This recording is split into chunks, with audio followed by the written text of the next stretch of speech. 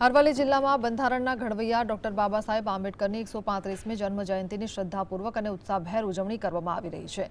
મોડાસા શહેરમાં મુખ્ય 4 રસ્તાથી લીઓ પોલીસ ચોકી સુધી બાબા સાહેબની એક ભવ્ય શોભાયાત્રા કાઢવામાં આવી હતી, જેમાં સર્વ સમાજના લોકો મોટી સંખ્યામાં જોડાયા હતા। આ પ્રસંગે બાબા સાહેબની પ્રતિમાને પુષ્પાંજલિ અર્પણ કરી તેમના સામાજિક યોગદાનને યાદ કરવામાં આવ્યું હતું। શોભાયાત્રા દરમિયાન સમગ્ર માર્ગ જય ભીમના નાદથી ગુંજી ઉઠ્યો હતો। લોકોએ પરંપરાગત રીતે ગીત સંગીત સાથે બાબા સાહેબના જન્મોત્સવને વધાવ્યો હતો, જેના કારણે સમગ્ર મોડાસા શહેરમાં ઉત્સવનો માહોલ જોવા મળી રહ્યો છે।